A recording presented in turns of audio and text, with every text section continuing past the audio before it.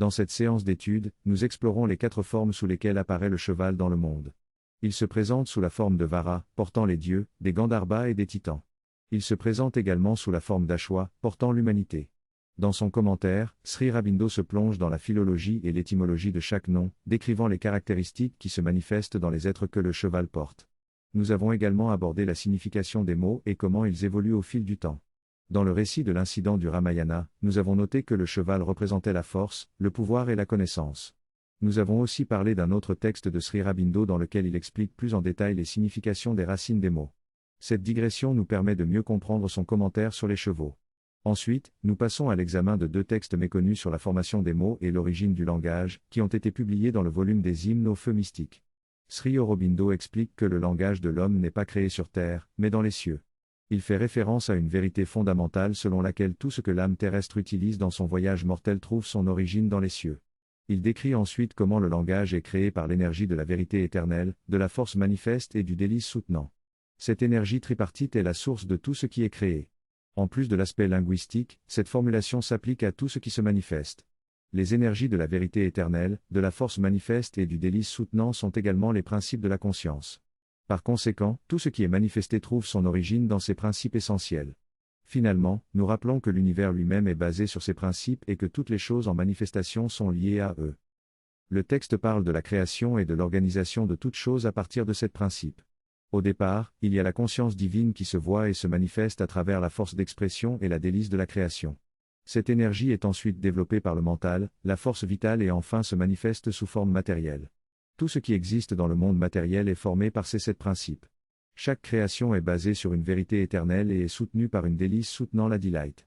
Cependant, à mesure que les choses se manifestent dans le monde matériel, il y a une perte de la connexion avec leur origine. Le texte évoque ensuite comment cela s'applique spécifiquement au langage et à la formation des mots, où l'imagination cherche constamment de nouvelles variations et où la mémoire, l'association, l'analogie, les sensations et les émotions peuvent corrompre et déformer le langage. Dans les dernières décennies, nous avons remarqué une tendance à utiliser de nouveaux mots ou idées plus fréquemment. Cela se voit, et particulièrement dans certaines cultures, encore jeunes et dépourvues du poids de l'âge. On observe cela plus particulièrement en Amérique, où tous les quelques années, il y a une nouvelle histoire, un nouveau message, un nouveau paradigme. Mais à force d'utiliser le nouveau à maintes reprises, on en vient à parler du nouveau. On s'est lassé des anciennes nouvelles et maintenant nous avons besoin d'un nouveau. Un exemple de cette tendance a été discuté lors d'une conférence interreligieuse, où l'idée des dialogues interreligieux a été jugée dépassée, laissant place au dialogue interspirituel. La religion était devenue un mot négatif, donc on l'a remplacé par spirituel. Cependant, cette manipulation des mots corrompt leur signification. Le spirituel représente déjà l'unité globale dans laquelle tout trouve sa propre unité. Alors maintenant, on veut diviser le spirituel en interspirituel, ce qui suppose l'existence de nombreuses spiritualités ayant besoin de dialoguer entre elles. Mais quel nom donnerons-nous à cette unité globale ? Il faudrait inventer un nouveau terme. Ce phénomène se retrouve souvent avec les mots à la mode, qui deviennent partie d'une sous-culture avant d'être abandonnés pour un nouveau mot. Par exemple, frais a été remplacé par cool, puis par impressionnant. Les mots sont pris, diminués, affaiblis, puis jetés, et cela se répète encore et encore. Cette tendance se produit pour plusieurs raisons, l'imagination cherche de nouvelles variations pour éviter l'ennui, et la mémoire et l'association corrompent le sens des mots en leur attribuant des associations passées.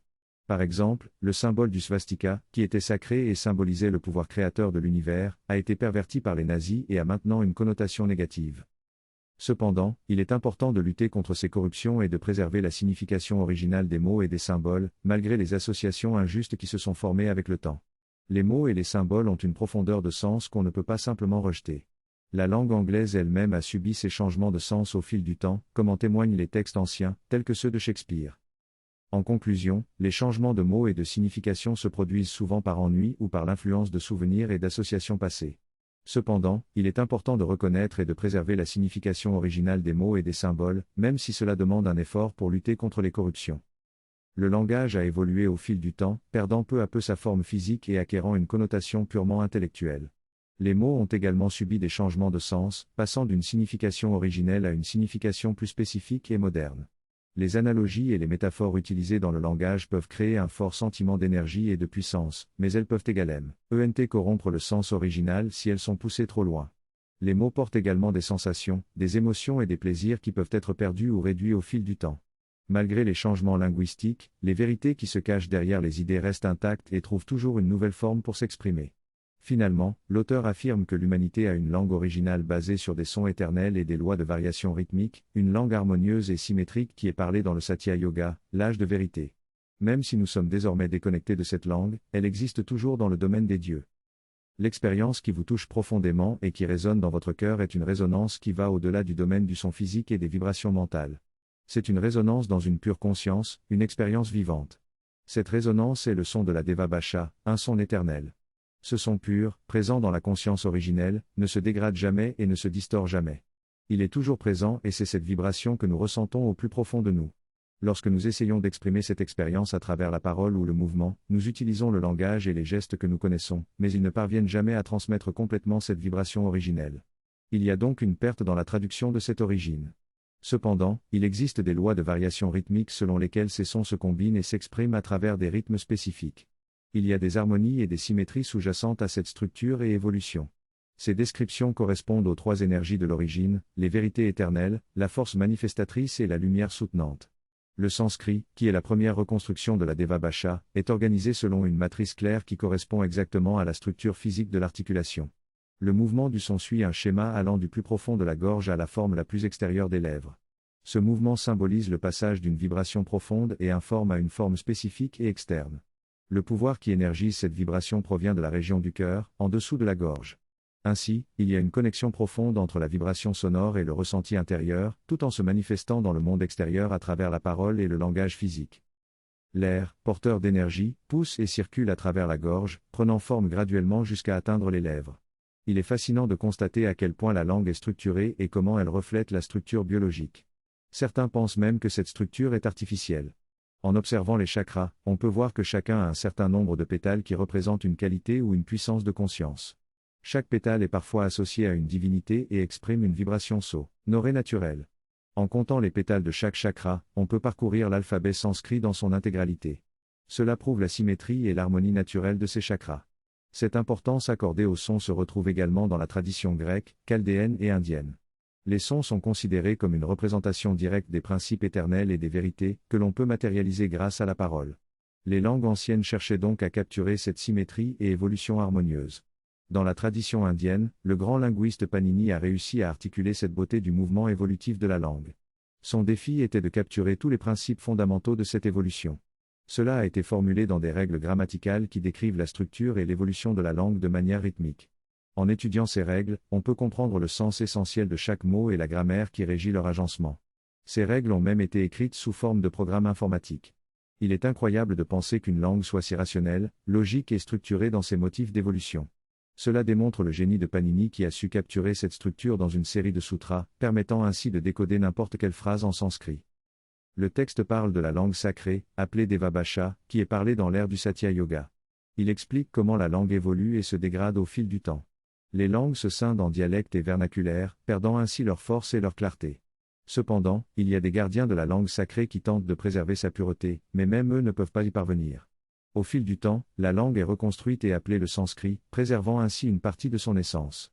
La comparaison est faite entre la langue et un être humain, avec la chair représentant la signification extérieure, les os la structure, les muscles la force dynamique et le sang l'énergie.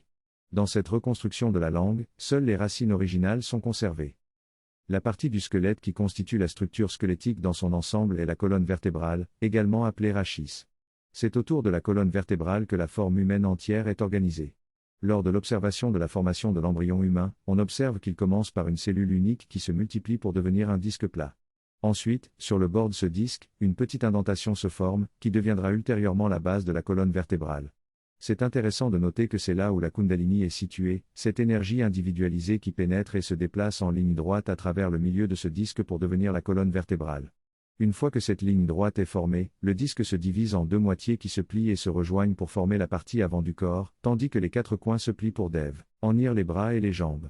Au-dessus de la tête, une extension en forme de bulbe émerge du disque. On peut voir à quel point la colonne vertébrale est cruciale dans l'organisation du corps, en particulier pendant les premiers stades de son développement. La colonne vertébrale du squelette est composée des racines de la langue originelle qui ont survécu. Ces racines se trouvent le long des chakras et de leurs pétales. Elles représentent les sons fondamentaux de cette langue originelle, laquelle est considérée comme l'extension du corps humain. Les autres principes de formation des mots viennent ensuite. Malheureusement, toutes les racines n'ont pas survécu et certaines se sont perdues au fil du temps. Cependant, les racines communes restent présentes dans les langues les plus proches de l'ancienne langue secrète, notamment dans les anciennes langues aryennes. C'est donc grâce à ces racines communes que l'on peut retrouver une partie de la signification originelle qui a évolué au fil des différents développements mentaux des cultures et civilisations. Chaque civilisation a ses propres caractéristiques et particularités, mais elles sont également complémentaires et contribuent à l'expression globale de la vie humaine. Dans un même pays, on peut trouver des régions où la langue présente des dialectes et des variations qui reflètent déjà les différences de mentalité et de valeurs. L'objectif de ce traité est de fournir une base raisonnée basée sur les faits des anciennes langues pour reconstruire partiellement la langue originelle. Quelques exemples de langues anciennes sont cités, le sanskrit, le grec, le latin, l'allemand, le celte, le tamoul, le persan et l'arabe. Cela permet une reconstruction partielle de la langue originelle. Dans cette section, on parle de la construction linguistique dans différentes langues telles que le sanskrit, le grec, le latin et le tamoul. L'auteur mentionne qu'il est en train de préparer un texte décrivant en détail les principes de formation des sons racines et comment ces sons racines se transforment en mots et acquièrent du sens à travers différentes langues. Il souligne également que la connaissance des sons racines était essentielle pour Sri Aurobindo lorsqu'il étudiait les Vedas et qu'il utilisait certains mots de manière spécifique en anglais, en français, en bengali, en tamoul, en grec ou en latin en gardant à l'esprit ces sons racines. L'auteur annonce également qu'il abordera le thème des Upanishads et des noms des 4 chevaux qui représentent les qualités divines, royales, titaniques et humaines.